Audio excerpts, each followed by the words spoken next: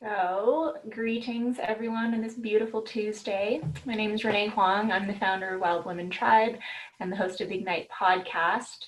Super excited to have you guys all here today. We're going to do some creative healing and art expression with Jill Johnson from the Paint Mixer. Hey, Jill.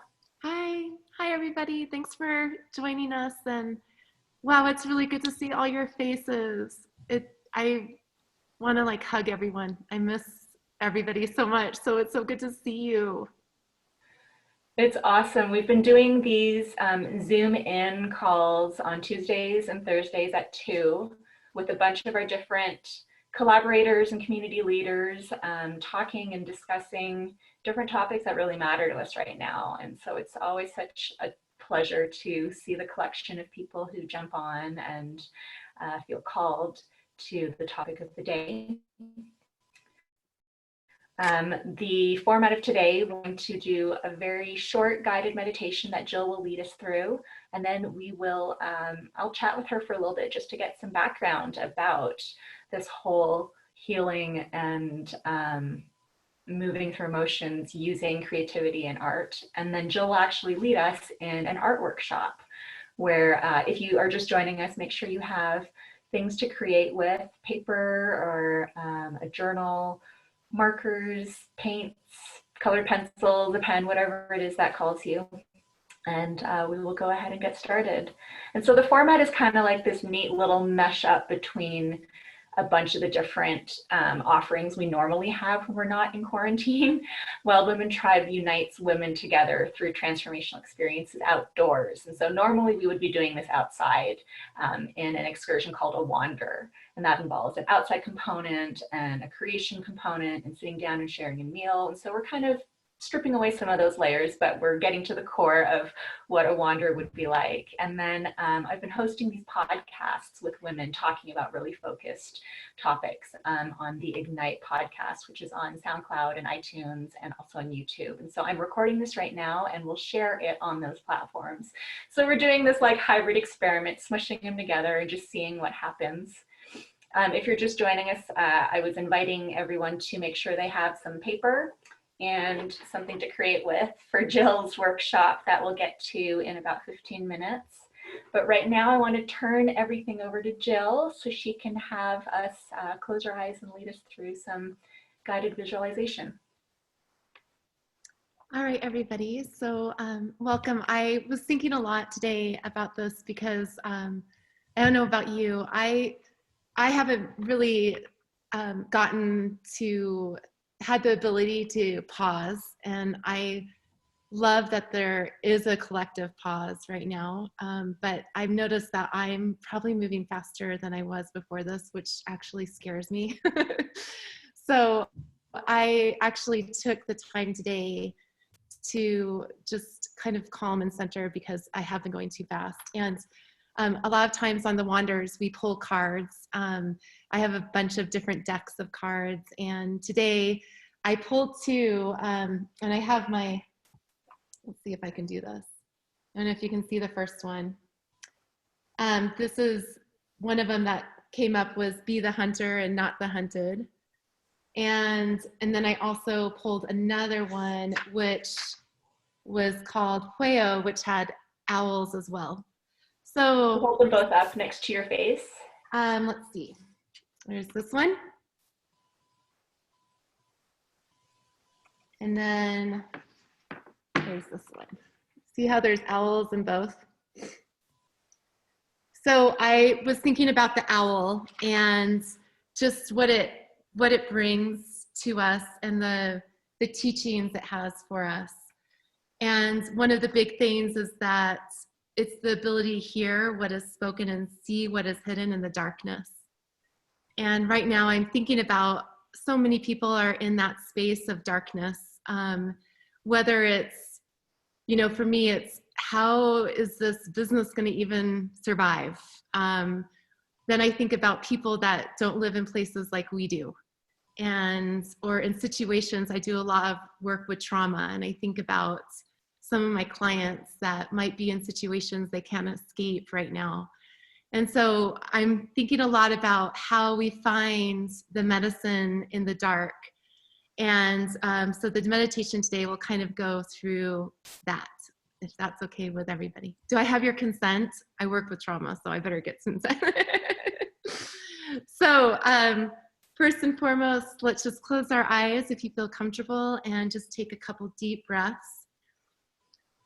A great way to start is just inhaling through the nose to a count of 5. Hold it for 4. And then exhale for 6. And just do that a couple times as you get more in your body. As I say, a lot of times in the groups I work with, you know, we come to each experience with whatever follows us through the door. And so at this moment, let's just check what we have at the door, and it will still be there, but maybe it will be a little different, a little lighter when we come back to it. So take a couple more breaths.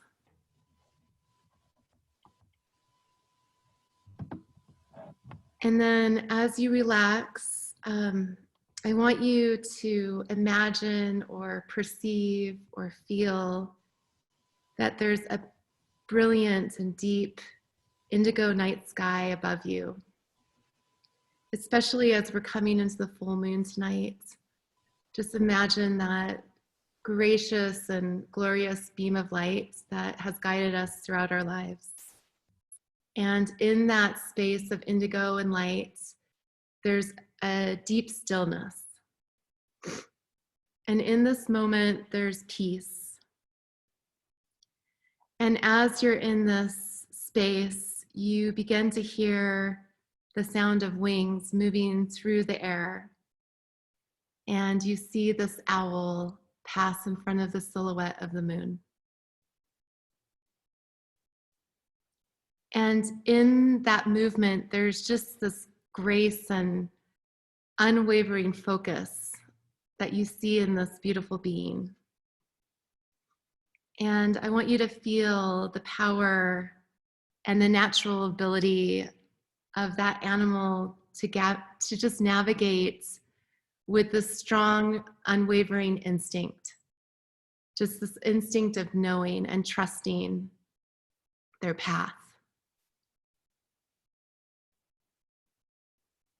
And then now I want you to imagine that under that beautiful moon and in that deep indigo space, the owl is with you. And it might be sitting above you on a tree branch or by your feet or in your lamp, whatever feels right. And as you do that, feel your connection, feel your vision and your hearing become very sharp and acute. And in this moment, you're able to see and hear and sense the truth, even when it's obscured by lies or manipulations or deception or anything that just feels incongruent with you.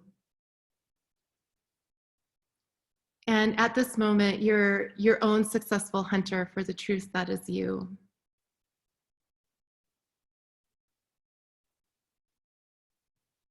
In this place, you're willing to perceive the truth in whatever life situation is now helpful for your own growth and creative awakening. I want you to feel empowered to commit to yourself and to your path without fear or without holding back. And I want you to receive this vision through unconditional love. In your own time, I want you to come back to us and open your eyes. And as we move through this, just notice the intuitions and thoughts and some impressions that occur to you, over the coming days and weeks and just in our time together. The big thing is don't discount your own sense of things. When something occurs to you, don't dismiss it, just affirm it. I think this is such an important time to creatively and consciously deal with what we're facing. And the creative part is what's going to fuel so many people to move forward in this with that unwavering grace that we see in kind of our totem for today, the owl. So thank you, and come on back and we'll get into the nitty-gritty with Renee. Thank you, Jill. That was beautiful and magical. Thanks, Annie. And I love how you just intuitively are able to weave together metaphors and images in a way that like is so impactful. So thank you for doing that. That was beautiful. Well, thanks for giving me the opportunity. Yeah. So I know you started off by saying this was really like the first day that you allowed yourself to kind of breathe and have a bit of focus. How have you been doing? What have you been doing? I know there's been so many changes in the paint mixer over the last couple of weeks, and you've been kind of going at Mach 100. Yes. Well, I think it's a minute by minute thing right now. Everything changes as we're seeing. Just each day, you wake up to something new. In the business world, I felt like I submitted a dissertation last week for loans and grants and payroll protection and all that fun stuff. So what happened was for me, I knew the minute that we decided to consciously close that I could see the writing on the wall. So I had to either pivot or just, burn. It was kind of one of the things, am I going to be the phoenix and how am I going to do this? So immediately I just started looking around me for what I had and started creating from that. And I think that's such an important thing, that especially when I'm doing therapeutic groups, is what do we have right in front of us and how can we utilize that? I think so often we're looking for things outside of us to confirm who we are. Or maybe if I know as an artist, and I'm sure some of you that are artists do this, like if I have better watercolors, or if I have a better press, or if I have better paint, it's going to be so much. If I have a better camera, like it's just going to be better. And so I think it's this constant push. And then all of a sudden, times like these, we have to just take stock of what's around us. And, I'm actually, I was thinking a lot about that darkness and seeing the light. And for me, this process of owning this business has been really tumultuous from the beginning.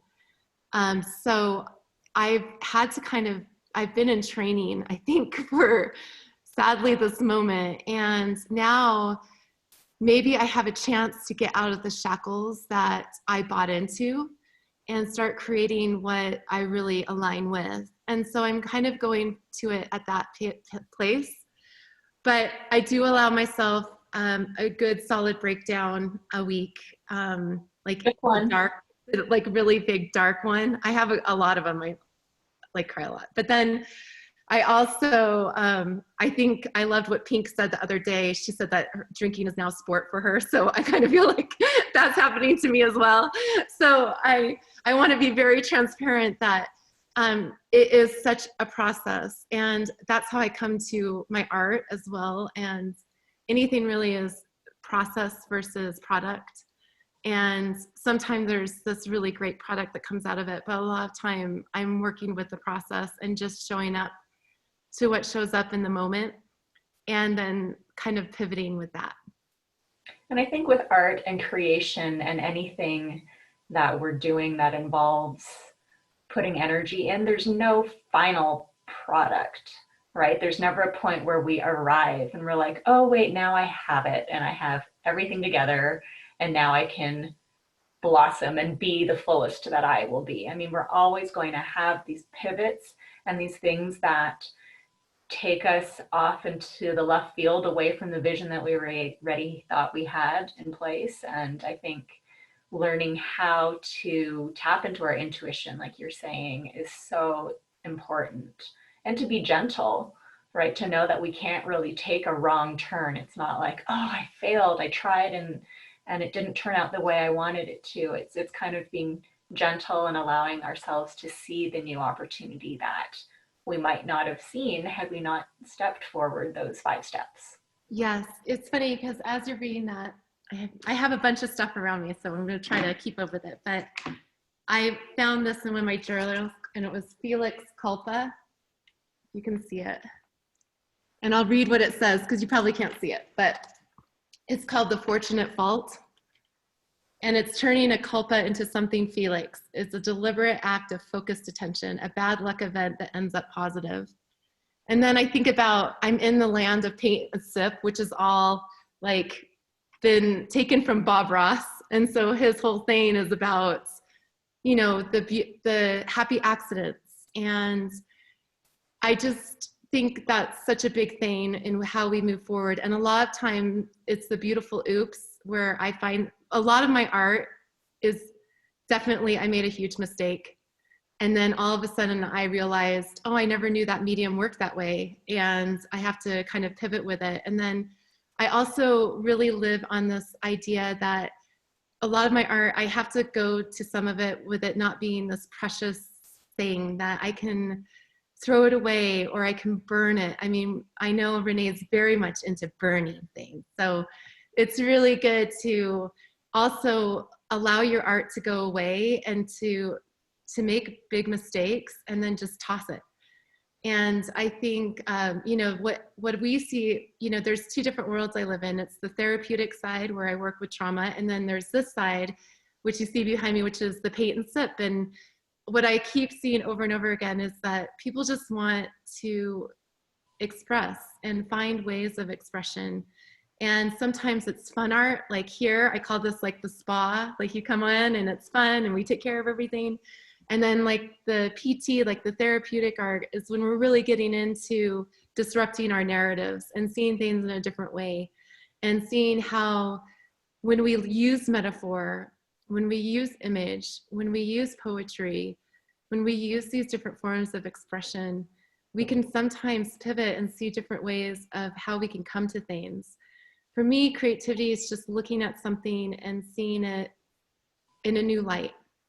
And it's not, sometimes it's an aha, and sometimes it's just like, oh, that's interesting, you know? So I think it's just really being gentle with ourselves. I am so hard on myself with my art because I've been running a business, so I don't even know where to start with my art lately. I'm just behind the scenes, like trying to keep everything afloat, and I'm watching all my beautiful artists like create and go to shows, and I'm like, oh my goodness, I remember those days. So I have to look at how I approach things in a creative light and trust that, you know, the easel will be there, the camera will be there, whatever it is will be there when needed. And it's just being gentle on ourselves, but also knowing that there's another way of seeing. And I think, I don't know if I can find it, but as you're asking me something else, I found something else this morning. Okay. Well, I did want to hear and want you to share with everyone how you came to this type of career, because you were a competitive mogul skier, were you not? Yes, I miss those days so much. Yeah, you were an I really miss my biggest stress being skiing. I miss that a lot. And boy, I did not realize what it was until later. So how did you transition, or what called you to this type of work? I'm curious because it's so unique and you do it so well and just with so much passion and ease. Well, thank you, honey. When I retired from skiing, I was in my family business and I was dating this guy who's now my husband. And we were in long distance and my parents were getting a divorce, and I decided that I should go figure out why 4 years of long distance I should be with this guy. And it was a great time to get out of the business. So I moved to Chicago, and I was kind of like a fish out of water. I had no idea where I was, what I was doing. And I grew up in Park City. I breathe Park City. I am like a mountain girl through and through, and I have a tribe, and it just was here. And then I got there, and when I started taking classes as I was trying to find out what I wanted to do and work, and I took an art therapy class at the Art Institute of Chicago, just downtown. And the minute I took it, I remember calling Matt, and I just knew that I wanted to go there. So then all of a sudden I was trying to get into a master's program, and I didn't have any of the backgrounds. My mom is an incredible artist, but I didn't study arts. I had to suddenly come up with a portfolio. I had to do all this stuff. So somehow, some miracle, I got into the Art Institute. And then I went on the journey of art therapy. And, I think grad school, I learned a lot of what I didn't want to do. And so I just learned how I wanted to be. But one of my biggest things was I worked in hospice, and my whole thesis ended up being about caregivers and hospice. And it really just taught me how to come into environments and get out of my own way. Because the first little bit, I had my own idea of what I thought death and grief should look like, because I only knew my own. And when you walk into people's homes, it's so different. And I would come in with this huge agenda, like, oh, we're gonna make some art and we're gonna heal and we're gonna have all these great, insights for everyone before this happens. And I had to learn, like, I had a plan, and then I had to have the plan of no plan. And I had to just show up, whether it was changing a diaper or holding someone's hand, or, some of it was art. I think it was artful presence. I learned more than anything. And then I moved back to Park City, and I just started working and doing a lot with trauma, and started a group for sexual trauma. And then that grew into working with vets and military sexual trauma. And, I never expected any of that. I thought I'd be working with kiddos, and it really is now all adults, and now a lot of men's groups. And it's just been a really interesting journey. And then 4 years ago, my husband thought it'd be great to buy a business. And we bought the paint mixer, and it has been a really difficult, eye-opening, soul-searching, and just crazy journey. And so that's kind of what led me to there. I was trying to do it fast. I hope that was fast enough. No, I think that's beautiful. It goes back to the whole follow your intuition and get out of your own way. I mean, you were talking about that earlier, and the darkness and the light. I mean, I think there's a lot of all of that going on, and I certainly don't want to be the polar opposite where I'm like, we're just going to talk about perky subjects. I mean, we're in a really challenging time. None of us have been here before. It's scary. It's, unexpected. It's upheaval day after day. So I think recognizing the dark is so important in choosing what path we step into that might have a little bit of light on it. So I thank you for sharing that. Does anyone have any questions for Jill before we move into the workshop portion? Put up your hand or unmute your microphone. Go ahead, Shelley. Hey, Jill, I just had a quick question, because you were mentioning the grief, do you have some specific resources that you feel like would be beneficial, a good place to start to bring art into the area of grief? I know grief is a direction I'm headed, to hold space for that, and art's something also, the creative process that I want to bring into that. So I just didn't know if you have just a few resources to kind of just get a baseline starting point. Yes, I have my thesis. Send it my way. I have plenty of time. It's like this thick.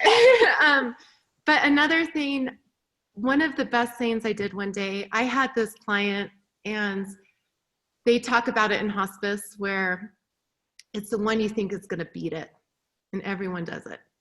And it was this really beautiful mom, and I would meet with her son, and she had cancer, and we would meet, and he was making this army of these little cute robots, and we worked on him all the time. And the mom and I would talk, because he was so young, we just had to keep it in metaphor, but it was very much about this army attacking what was attacking her. And I remember the call because she died, and I was devastated, because I'm like, how could she? Like, she was going to beat it. This army was going to beat it. We worked so hard on it. And that day I went to our library at hospice and I went through all the kids' books. Like I had read everything. I had Kubler-Ross, you name it, about grief. But I sat down with every children's book about grief. And that was like one of the best things I ever did, because it simplifies it. And it really makes us understand it in those terms that are the raw, natural, like childlike way of just seeing it what it is versus trying to come up with big concepts of what we think it should look like. And so that was really helpful. And then I will also share a bunch of resources I have with like art therapy and different ways of working with it as well. But that was one of the most powerful. I remember the day perfectly, and I read every single one of them, and it just helped a lot. And there was a really great podcast just recently with Renee Brown. I can't remember. I'll also put that like in the resources. I'll follow up with the guy that actually was mentored by Kubler-Ross. And he talked about the 6th stage of grieving just recently. And what I loved what he said the most is like the most powerful, important grief is your own. And, you know, so it's hard because like, especially right now when we're going through all this, we start to compare. She did another one about comparative loss, but being aware of like how we are comparing, and it's okay to be like, well, we're so lucky and blah, blah, blah, but then to also honor your grief wherever it is, no matter the stature, no matter the situation. The best way for us to always work through our grief is to honor our own so that we can hold space for others. And I think that's a really important part of it. Awesome. Well, if there's no other, does anyone else have a question?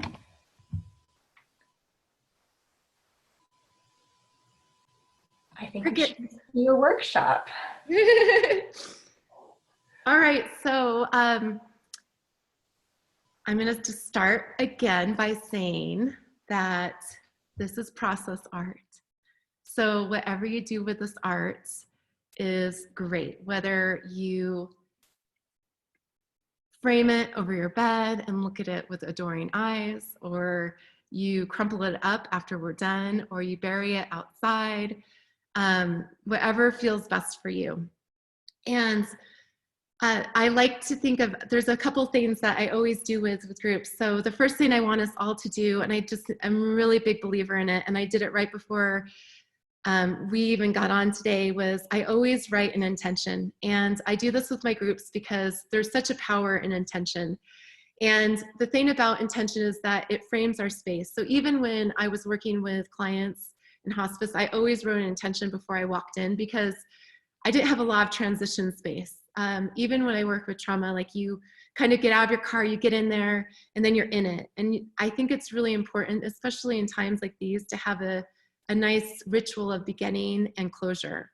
So with intention, I always write what I want in the moment. So it's a statement of I am calm, I create, I am curious, I am open. I think if I can find it, I can read what I wrote.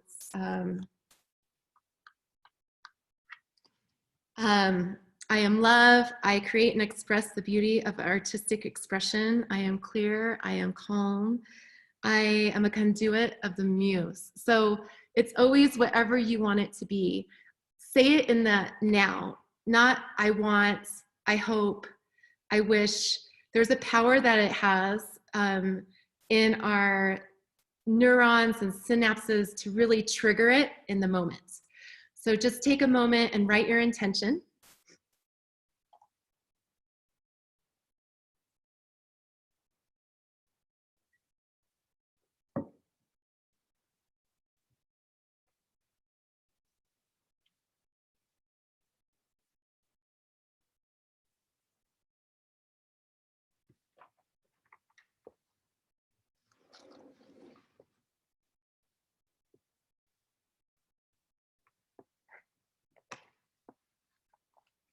Pencils down, just kidding. Gotta have some humor. And then there's a couple things that keep coming up. one thing I wanted to share was when I moved to Chicago, one of my dear friends, we made a pact that we'd always keep in touch. And back then there was this thing called mail. I don't know if you guys have heard of it, but I'm pretty sure you have. But we started this thing called a circle journal. And so it started with me finding this journal.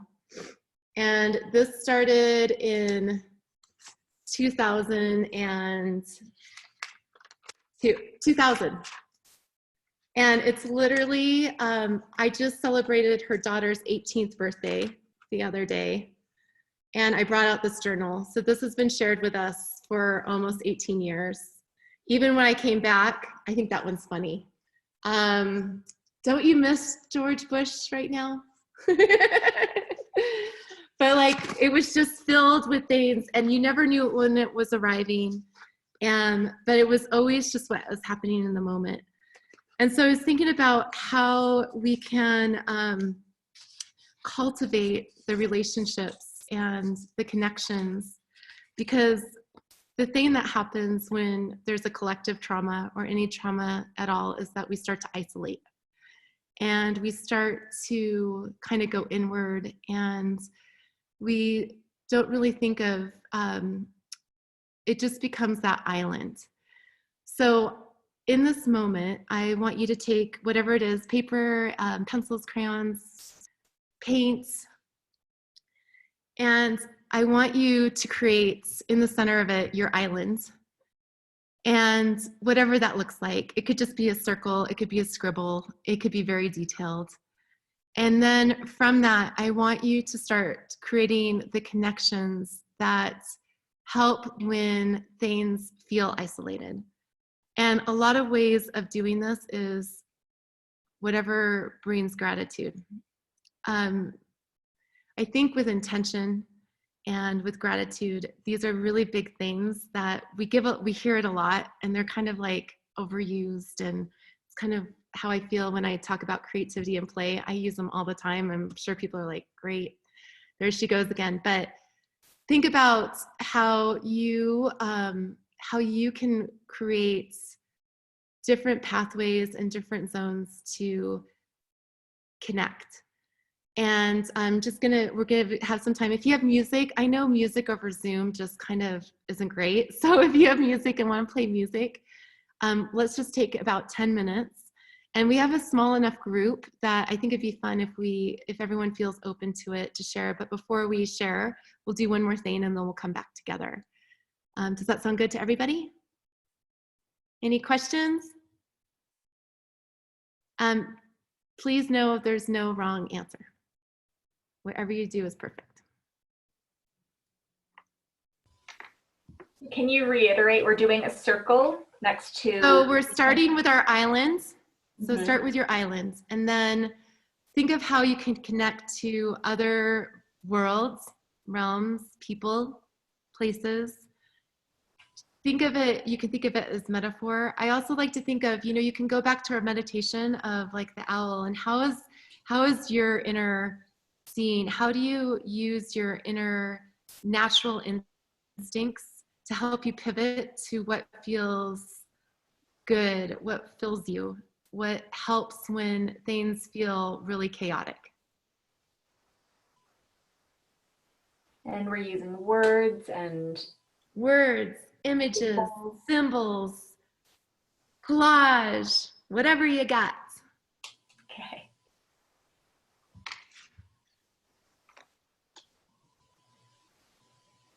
I can try some music, but I don't know if it will work.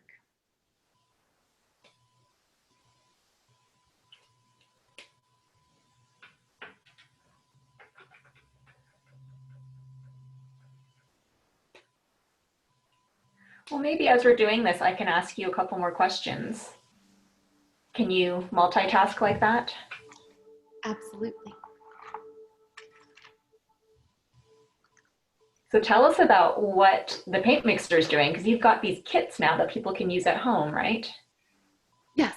Right now we are doing painting to go kits, and we have a bunch of different options and So we've been sending those, and then I've also have postcard kits.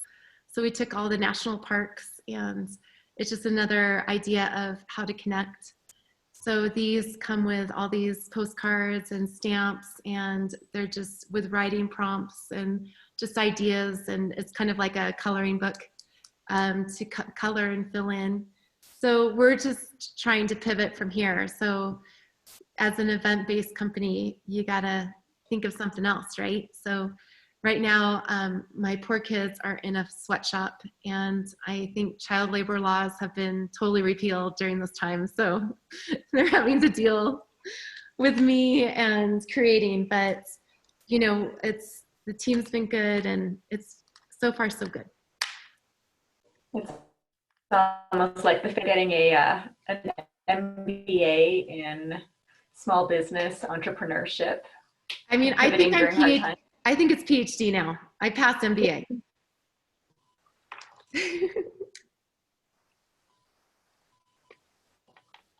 Does anyone else want to share as they're drawing what they've been doing with their time to keep sane? I know Lara was actually on one of our calls last week that wasn't art-based, and you were creating at the same time. You want me to unmute you?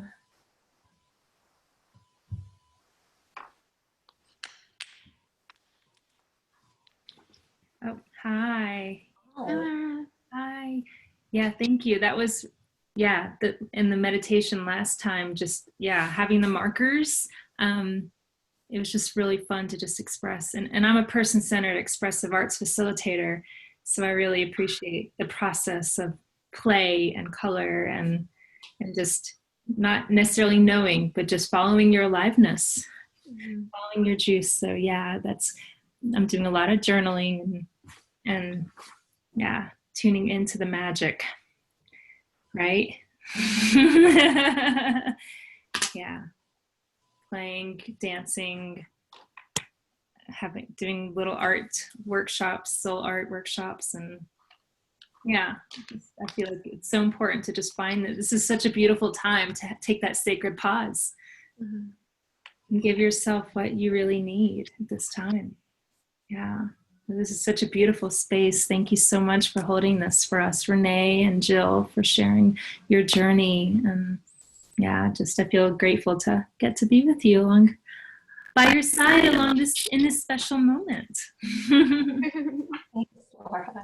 Thank you.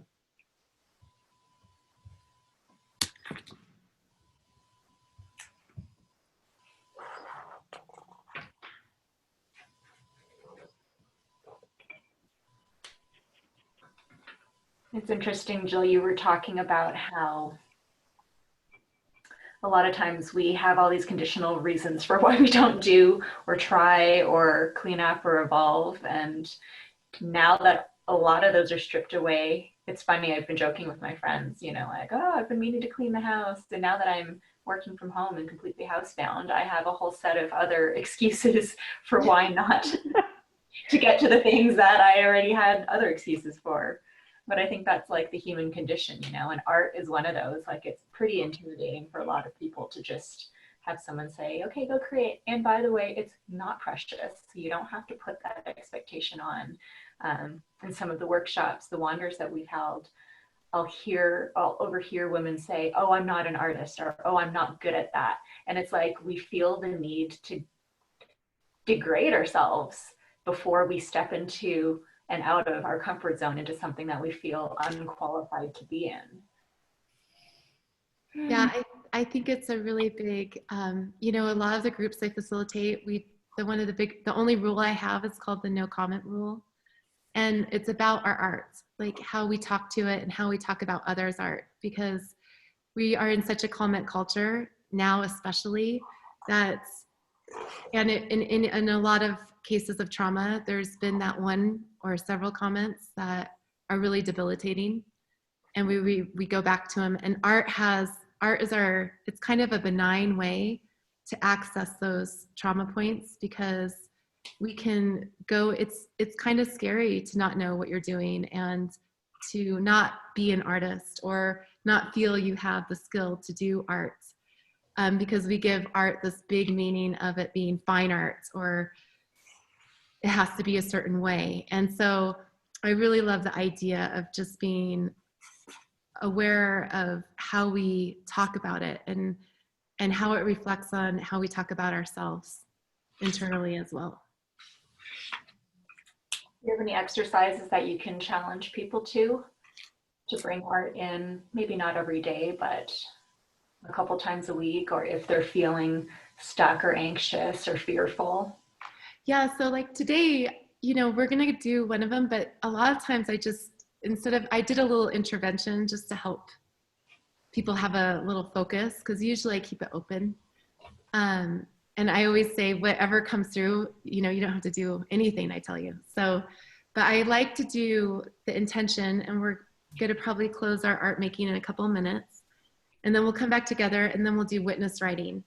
And this is a way that I do art a lot of times. I set the intention and then I create the art and then I write about it and have it talk to me, as weird as that sounds.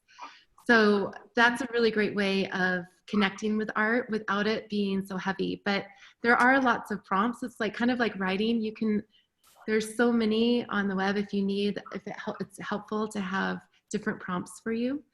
But we can also, when I follow up with this email with Renee, I can also, along with the healing and different ways of working with grief through art, we can also include some other ideas as well, if that's helpful.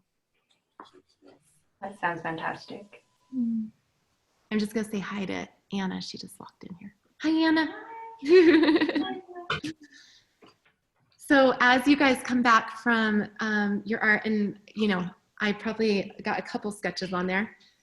I want you to take a few minutes, and this is what I called witness writing. So I want you to just take, whether it's on the same page or a page next to it, just take a moment and look at your art. And I want you to have a conversation with it, as crazy as it sounds, whether it's through poetry or metaphor, asking it questions. Wow, why did I choose the blue? Or, hey, mountain, what do you have to say to me? Just play with it. It's more of a way to get into our subconscious mind. So we're gonna take a couple minutes and then we'll come back together, we'll share with you, and we'll get you on your merry way. Sound good? Okay, I'm setting a timer.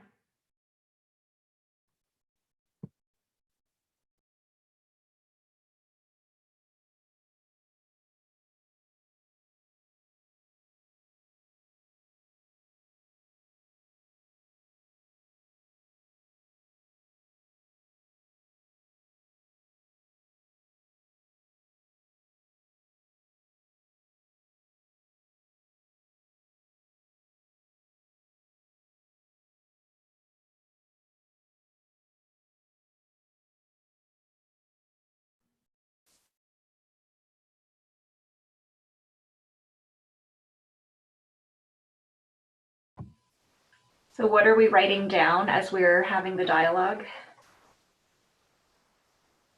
Oh, you're just writing, just give yourself a couple minutes to free write with that.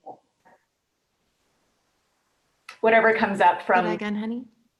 whatever we're writing, whatever comes up from what we're sketching. Yeah. Okay.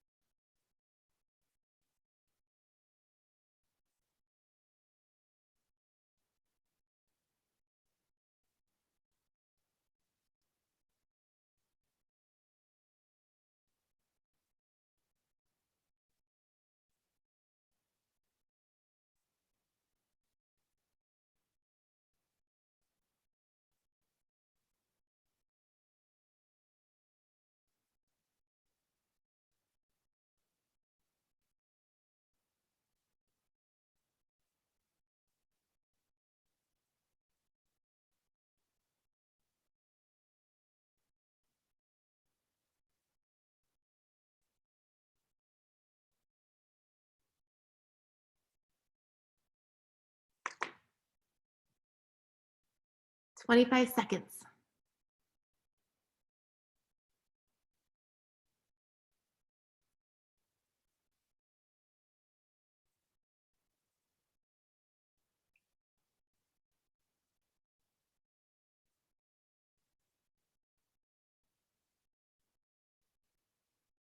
Three, two, one. Art therapy in an instant. Does anyone want to share? You could hold up your picture, and then if you would read what you wrote, that would be awesome. Katie, you just have to unmute you. Oh, Okay, there you go. Sorry. You got it. There you go. I don't know if you can see it. It's bad lighting. But for me, and I loved what you said, this is what I create every day.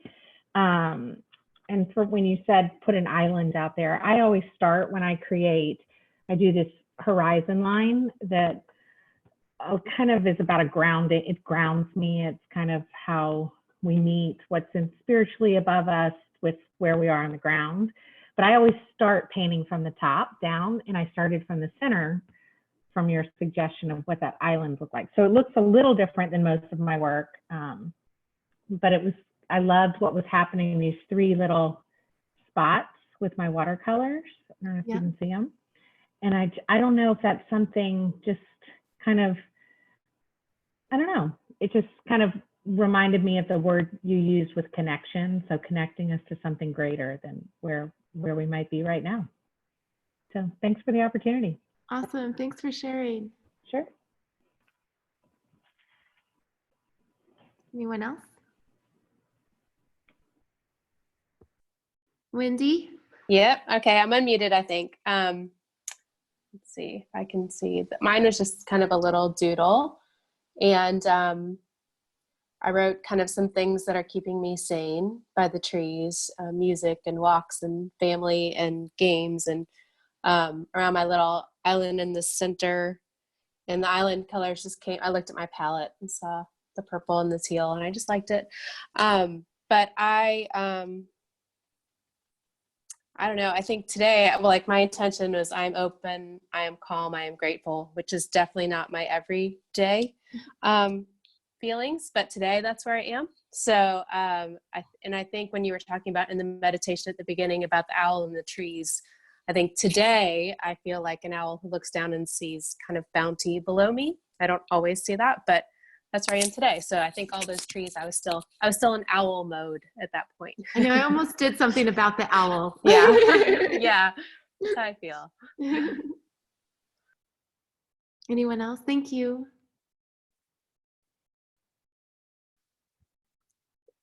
Do we have Lara? Hi. Oh, Sarah. Oh, it doesn't matter. You're up. Go, girl. All right. I'm still getting used to the Zoom thing, and I'm not hung up on you, which is good. Here's my picture. I don't know if you can see it. It may be backwards.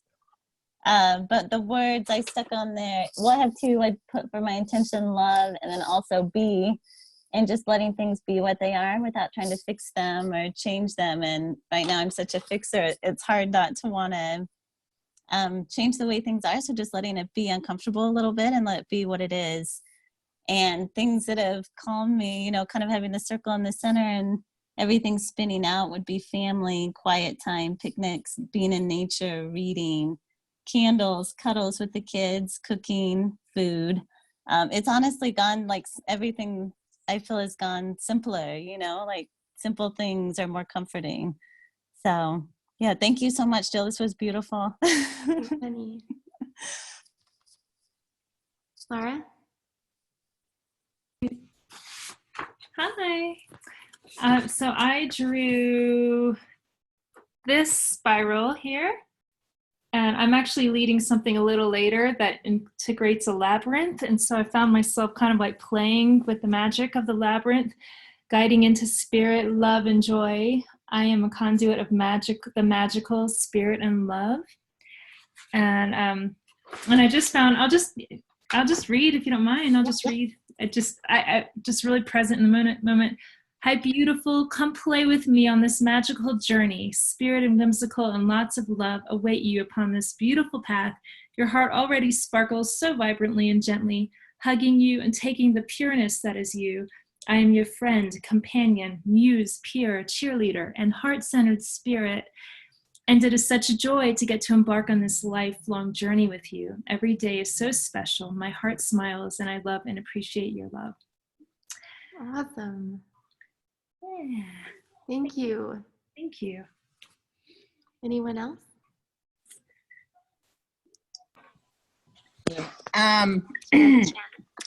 See if you can kind of see my picture. Can you see that? Yep. Okay. So it was kind of crazy because it started as an island but ended as the world. And just the realization, I'm on an island with 3 people because that's who's in my world right now. Mm-hmm. And I'm just going to read to like what I wrote. You are fully grounded and right where you are supposed to be, with who you are supposed to be with. You are not alone and fully connected to people, places, and emotions. Your journey up until now has fully expanded your immediate reach. Root down, stand tall, answer the call from a friend or from within. Now is your time. Thank you. Oh. Anyone else? I'll share mine. I don't know if you can see that. Yeah. So I started with, I create connection with myself and others. And I'm a very cartoony kind of doodler. So I started with the island and I drew like leaves and hiking in the mountains and sharing things with people in the community. That's me meditating. And I wrote, I am flowing, glowing, loving, expanding. I allow the blossoming of Mother Nature to emerge in all her fullness as my heart returns to the core of the world's singular beat. Awesome. Thank you, Renee. Julie or anyone else? She's like, don't call me out. Shallon? Shallon's saying now. Okay. All right, I'll go. My little sketch, if you can see it, it's really light. And then this is what I wrote. Mountain, what are you? And the mountain says, I move up from below. Years and centuries, I'm steadily growing heavenward. I am moving up and eventually touching the sky. I connect tendrils of rock, lava, earth roots, and in this island surrounded, I still hold the container for all the waters, all the blood, all that connects. If I just sit and stay still and just be steady, I'm always rising. That's beautiful. So that's kind of one of the ways I use art is to create, and even if it's just a couple minutes to sketch or to play, but I really, this morning I found in one of my journals this beautiful quote from Mark Nepo that I think really kind of puts this all together. And he says, poetry and art, one of the biggest detriments to it is that we have cast it in society as entertainment when it's air to breathe. We need it. We need art and poetry to help us express who we are and stay in relationship to what matters. And so with that in mind, with what matters, for us to close together, I just want everyone to just share something they're grateful for in this moment. And then we'll send you off back to your own islands. And thank you so much for sharing this space. And it's really good to see all of your faces. There are a lot of you that I've truly missed from my bottom of my heart, and a lot of new faces that I can't wait to meet on the other side of this. So thank you. Thank you so much, Jill. You have such a way with words and metaphor and imagery. I just love it. What I'm grateful for right now is connection, because I feel like even though we are isolated and in our own spaces, we can have connection, we can nurture connection. And this platform is showing me how easy it is. All we need to do is show up and turn on our cameras. Yeah. So thank you.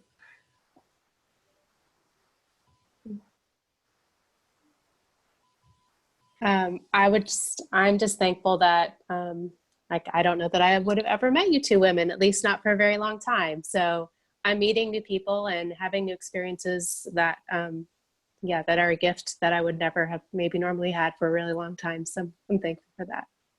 Thanks, Wendy. Nice to meet you. I can't wait You to too. come Yeah. in, Julie's pool and meet you with cocktails. Yes. Please do.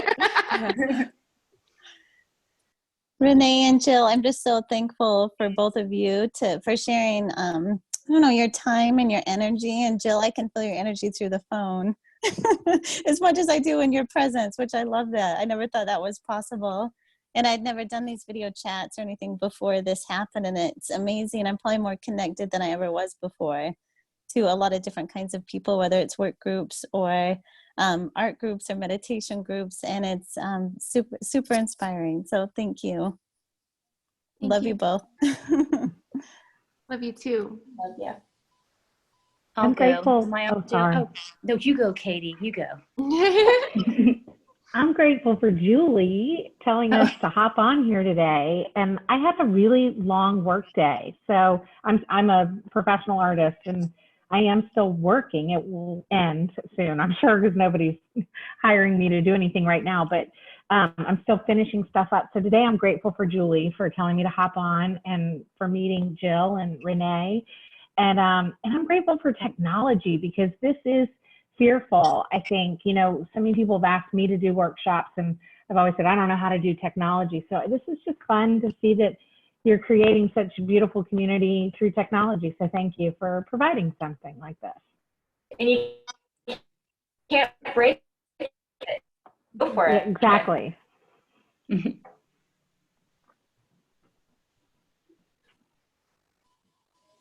I kind of lost you guys for a minute. Are you on? Okay. Yeah. So a couple of weeks ago, I went with Katie and with Wendy up to a workshop in Tennessee. And when we were leaving the workshop, Wendy looked at me and she was like, gosh, I feel the old Julie coming back. Like you have all these things you got to go do. And I was trying to do stuff on the phone for our lacrosse team in Tampa and all this. And I have thought about it so much since then. I don't know if you know that, Wendy, or not, but anyway, and all of a sudden when everything came to a standstill and I had a college student coming home and a high schooler here and a middle schooler here, and I thought, oh my gosh, what is everyone going to do? And as I've been sitting here listening to Jill, who I love Jill, her oldest and my youngest went to elementary school together, and I just adore you, Jill. I'm so glad that I've gotten to see. I'm going to cry. But anyway, when I saw you were doing this, I told Wendy and Katie, because they are my artist friends. I am not. But anyway, as I'm sitting here listening to you guys and listening to Jill and seeing her beautiful smile, I'm listening in my house, and every one of my kids are doing what their favorite thing to do is, and they're not worrying. They've gotten their school stuff done. My oldest is home from college and he's upstairs playing the guitar. My youngest is playing the guitar. My middle one is out fishing on his kayak. Like everyone's just pausing and enjoying what they want to do. And I think for me, that's kind of what I needed to do too, was just kind of pause and have all those things taken away and have to, I'm not very creative, but I've had to kind of look deep in myself and find like what it is that I enjoy. So anyway, hold on just a second. My husband's calling. Let me get this off. Okay. So anyway, thank you guys. I appreciate it. And Jill, I love seeing your smiling face. I love you. I miss you dearly. Oh goodness. And he's still calling. Hold on. Okay. I'll tell Alex he said hi, Jill. Yes, please do.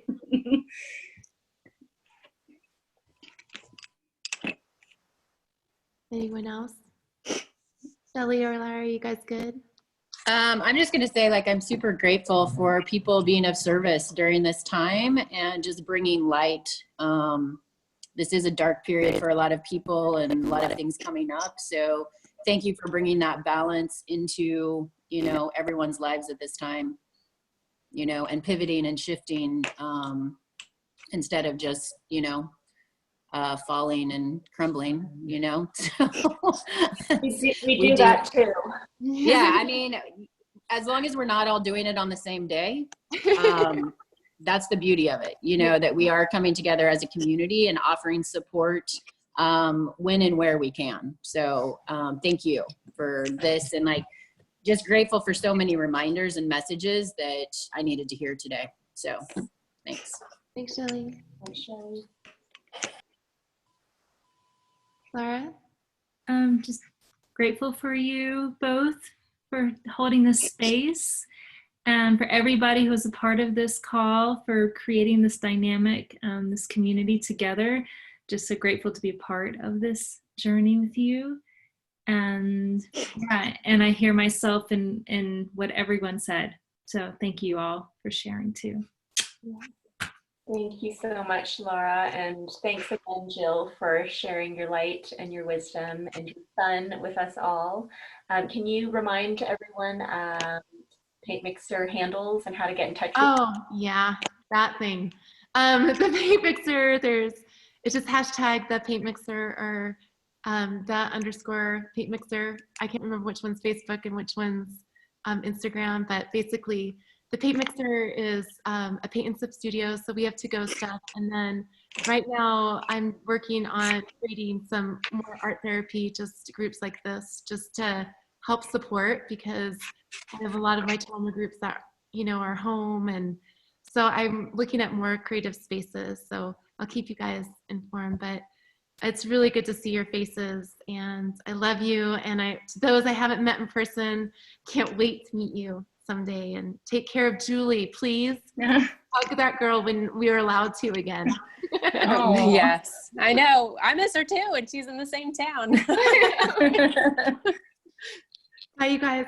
Awesome. Thank you. Thank you. Wild Women Tribe at wildwomentribe.net. We have more of these community calls going on Tuesdays and Thursdays at 2 p.m. Mountain. So sign up and sign in, and we hope that everyone takes care, brings more art into their lives, and stays healthy and safe.